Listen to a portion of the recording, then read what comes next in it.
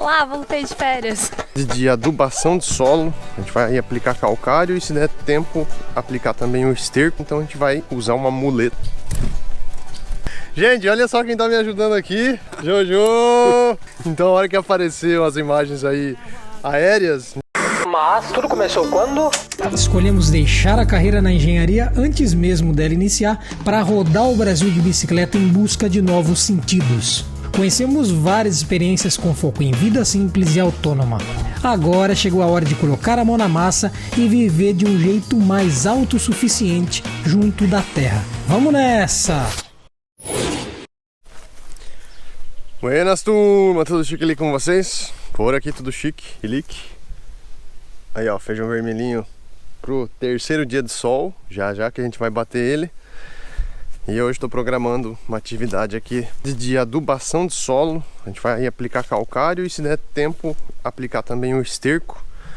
O calcário, ele ajuda na questão de regular o pH, e o pH do solo tem a ver com a forma que os nutrientes se mobilizam e se disponibilizam para as plantas. Se a gente tem um solo às vezes muito ácido, ele vai ficar um solo que segura os nutrientes, vamos dizer assim, né? Tem toda uma complexidade aí dentro da agronomia para explicar isso, mas uma forma muito simples é que, se o pH está ruim, às vezes muito ácido, a gente não tem uma disponibilidade ampla de nutrientes. Então a gente tenta elevar o pH.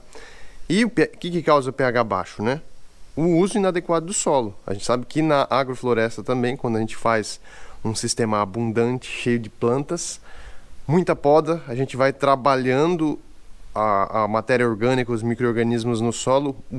Tem estudos que comprovam que o pH do solo aumenta, porque ele está sendo bem trabalhado.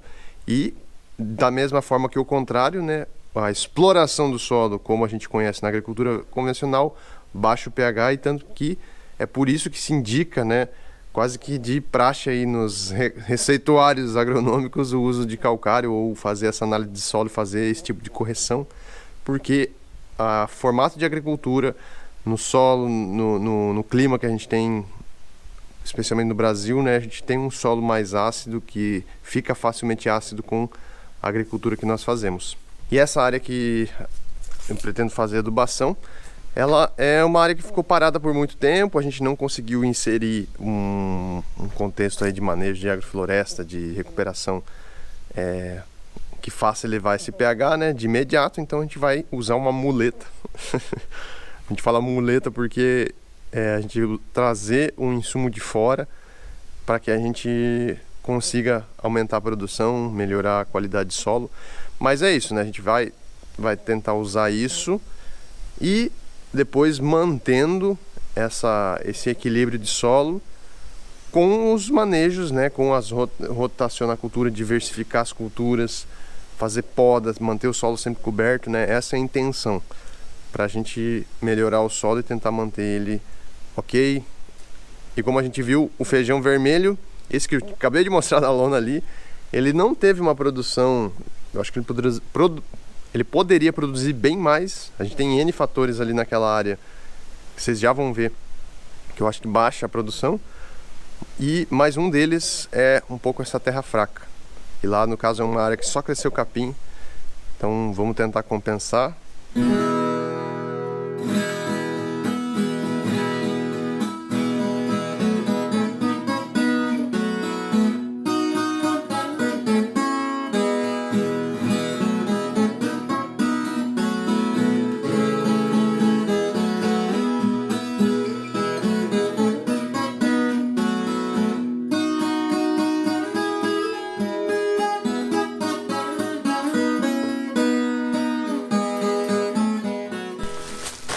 Essa ideia de muleta, eu tô fazendo comparação aí, brincadeira, a gente aprendeu da turma que ensina sobre agrofloresta. Não lembro quem exatamente, é alguma pessoa que instrui aí, da curso de agrofloresta, e faz esse tipo de comparação.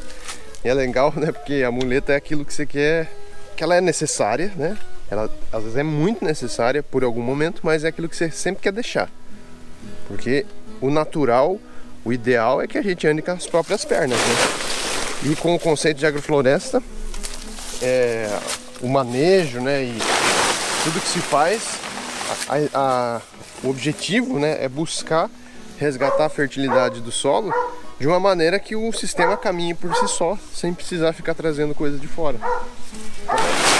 É interessante essa comparação, né, e a gente entender que na agricultura convencional está naturalizado trazer insumo de fora, é a coisa mais normal que existe, né? Parece que a gente nem questiona.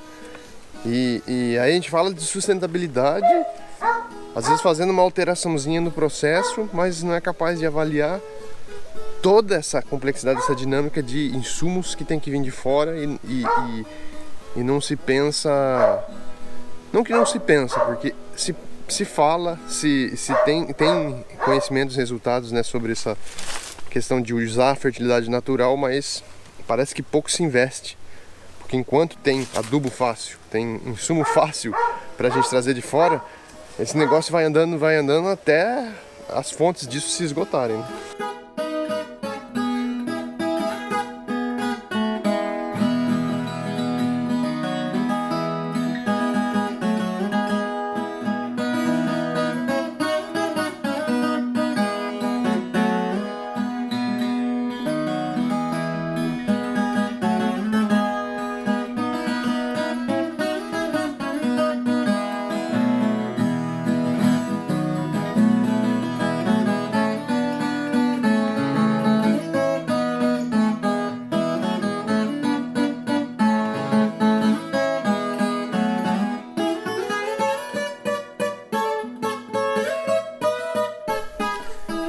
Olha só a área do feijão, como é que tá? Com um caminho limpo, né? Sem capoeira, porque a gente arrancou o feijão, já foi arrancando uma plantinha que tinha. Tá bem legal de continuar o manejo aqui. A palha tá... Tem palha acumulada aqui mais nas laterais, né? Que a gente roça o capim e acumula. E mesmo eu vejo... Em relação às partes que não tem palha, né? Você vê que virou uma poeira. Se mexer aqui dá poeira. E aonde a gente tem reservado palha, a gente consegue achar bichinhos atuando. Aqui, por exemplo, tem bichinho, tem buraquinho. Ó, aqui é tipo uma casquinha de uma larva, algum bichinho que tá atuando ali. A gente vê fungo, mesmo com o solo seco, ó, as formigas, fungo aqui atuando. Então essa cobertura permanente, né, que a gente consegue, às vezes ela não tá extremamente uniforme, mas aonde ela tá acumulada, ela tem vida abrigada. Tem seres vivos atuando nesse processo de ciclagem de nutrientes e fertilidade natural. O eucalipto que tem aqui tem efeitos positivos e negativos, né? Um dos positivos é a sombra que eu tenho agora, praticamente vai até a área no final lá. Mas claro que na hora de produzir, né, o feijão, eu acho que a falta de sol até um determinado horário talvez é um fator que também influenciou no feijão vermelho não produzir tão bem. Que aquele feijão que eu mostrei, então, foi colhido aqui. Esse feijão que eu ando falando é todo dessa área aqui. Então uma poda nesses eucaliptos cairia muito bem para a gente favorecer, né, nossa cultura principal, que é esse sisteminha aqui, é mais para produzir os grãos. Ó, o calcário é esse trem aqui, ele tá úmido. A gente deixa numa área externa lá, debaixo de uma lona, ele fica úmido, mas normalmente ele é um pó. Se alguém vier aplicando na lavoura, vai ser um pó branco sendo jogado. Nem sempre é branco, tem calcários também de cores diferentes, né, com algumas composições diferentes também, né, não é tudo igual. Mas esse aqui é o calcário dolomítico que fala. Ele vai ter, se não me engano, é cálcio e magnésio, eu acho. Tem que rever aí a composição certinho. Mas ele é oriundo, os calcários normalmente são oriundos da mineração, que é um processo extremamente degradador, né? Um impacto ambiental muito grande.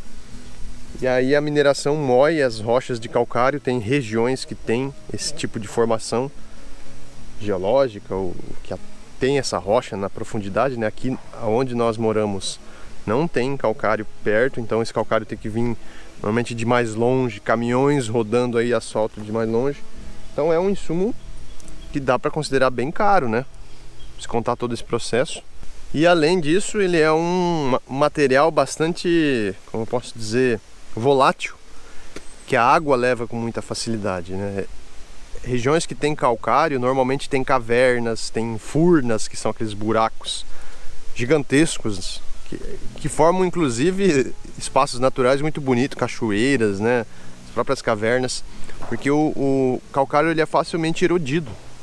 E isso também às vezes também é um problema, porque em chuvas pesadas o calcário ele pode ser facilmente levado embora e a terra ela vai voltando a ficar ácida ou voltando a ter um pH ou uma condição que de novo é desfavorável para a agricultura. E aí o que acontece, né? Se a gente não tem um bom sistema, o calcário vai ter que ser aplicado de novo. Logo ele sai, aplica de novo. E é isso que acontece na agricultura, né?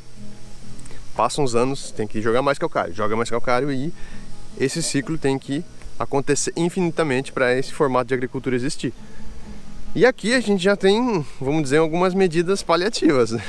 Porque a própria manutenção do sistema com podas que eu estava falando, ele ajuda a melhorar o pH.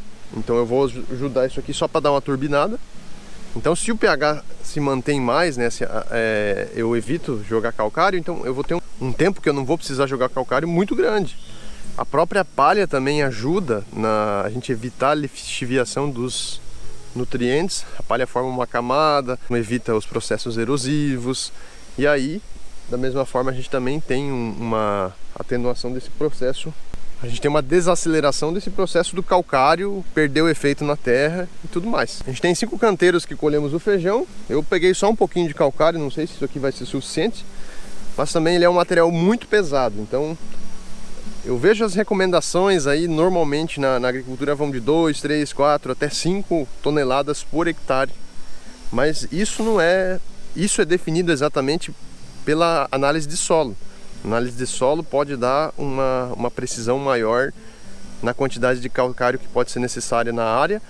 Mas mesmo assim tem que tomar cuidado, porque para a gente que está falando do sistema mais agroecológico, as recomendações de calcário que são utilizadas na agricultura convencional às vezes podem ser até excessivas.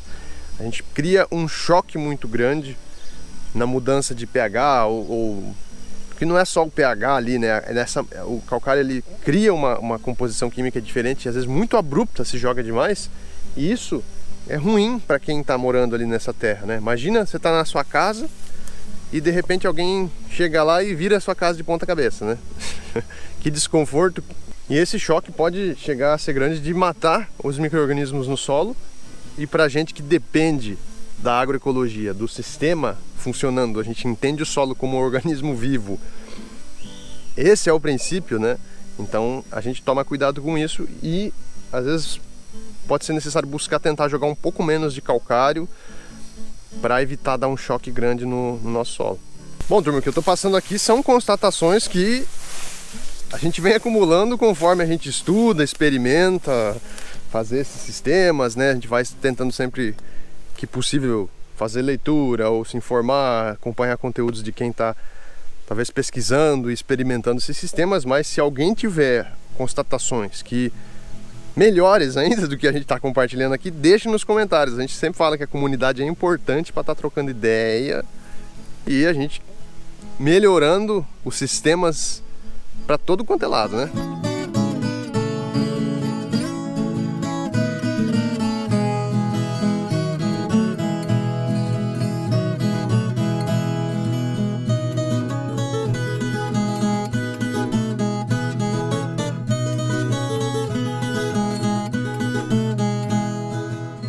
Com relação à quantidade de calcário, eu calculei o seguinte: eu estou usando 2 toneladas por hectare. Meio que eu tomei uma base de análise de solo que aconteceu em áreas aqui próximas. Então eu acabei não fazendo análise, mas tendo uma referência, né, para mim levantar essa necessidade de ajuste, essa necessidade de adubação com calcário. E aí, como 1 hectare tem 10.000 metros quadrados, se a gente faz a divisão ali, né, 2.000 quilos por 10.000 vai dar cerca de 200 gramas por metro quadrado. Aí eu pesei lá. Esse calcário aqui tá úmido, mas eu pesei ele seco, porque daí é uma referência que normalmente o calcário vem seco quando a gente compra. E aí eu fiz a pesagem, dá mais ou menos essa medida e eu tô tentando jogar nessa proporção. E tô jogando em cima do solo, a gente não vai mexer essa terra aqui para fazer o plantio. Tô achando que se a chuva vir logo a gente vai plantar milho nessa parte, porque daí também deixando o calcário por cima do solo, ele demora mais para ele ir lixiviando, entrando lá no solo, vai dar menos choque, né, de mudança química na terra. Mantendo ele por cima, eu vou criar uma incorporação gradativa dele. Não vai dar um resultado às vezes tão imediato no milho, e na verdade ele nem tem, o calcário não tem esse resultado imediato, né? Sempre indicado aplicar o calcário 2 meses antes, 1 a 2 meses antes do plantio.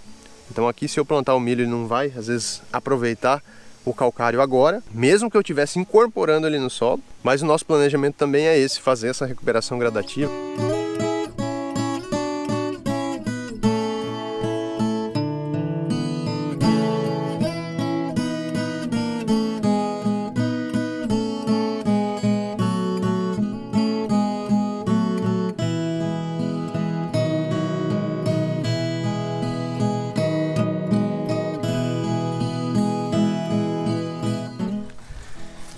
Calcário praticamente concluído, faltou só um pouco mais de meio balde para fechar a área ali. Então aplicado, e depois à tarde, vamos esperar baixar um pouco o sol, que agora é meio-dia, entrar com um pouco de esterco e aí aguardar a chuva e plantar o milho.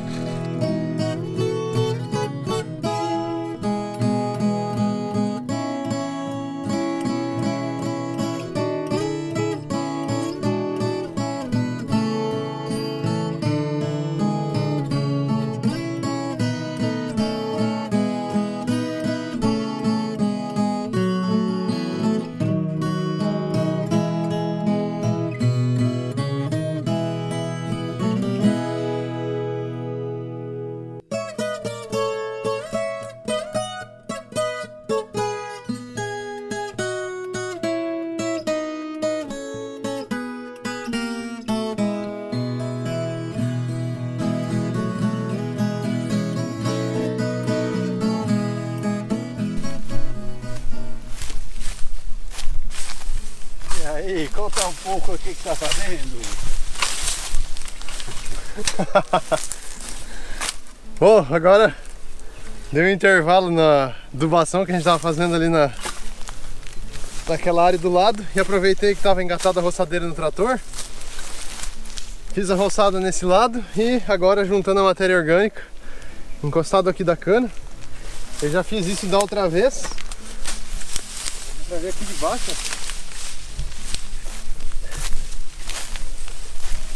Tá vários dias sem chuva, mas olha, tem material úmido. É um composto já se formando por causa da palhada. Bom demais. Gente, olha só quem tá me ajudando aqui. Ó, ajudando. Jojo! Amigo já de um bom tempo, né? Primeiro ele conheceu o Gustavo lá na Bahia. Não, Pernambuco. Pernambuco, Recife. opa. Sim. Recife, Sim. Pernambuco. É que a gente tava falando tanto da Bahia, Sim. mas então lá em Pernambuco, Sim. o Gu tava fazendo aquela viagem pelo Nordeste. Jojo também viaja de bicicleta. Sim. Cheíssimos de histórias. Fotógrafo, É. com vários retratos, vários cliques lindos. E tá Obrigado. passando aqui uns Na dias roça, com a gente. esse lugar lindo, no meio do Paraná, do agronegócio. Nesse beleza. contraste, né? Que atrás aqui Sim, já sim. é. Do outro lado é soja. Aqui é agrofloresta. Ai, ai. Jojo, eu gostaria de agradecer tanto a sua visita e também a surpresa. Surpresa.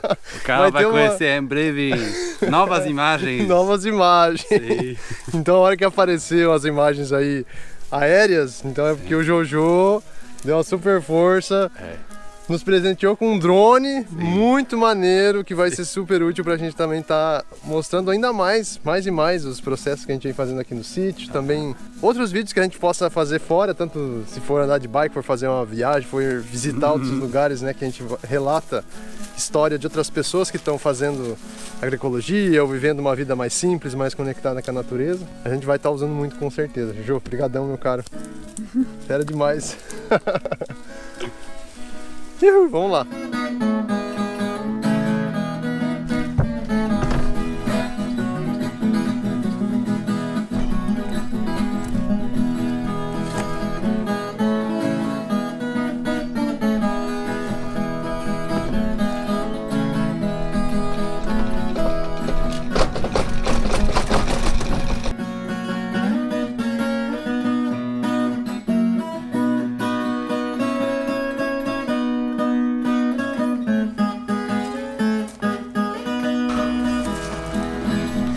Baita, hein, gente? Um baita.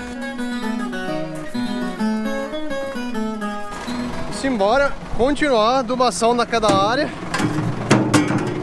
Passou, né, alguns dias já que eu fiz a aplicação de calcário. E agora bora pro esterco.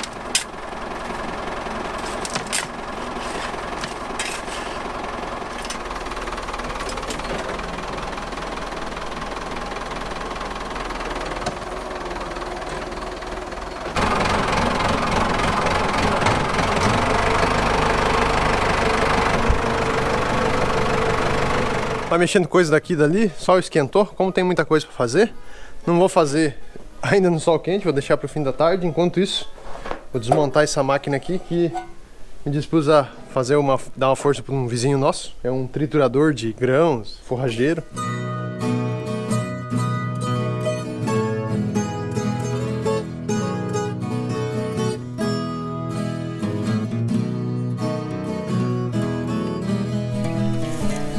É, gente, acabou a bateria da câmera e aí rolou o serviço sem filmar.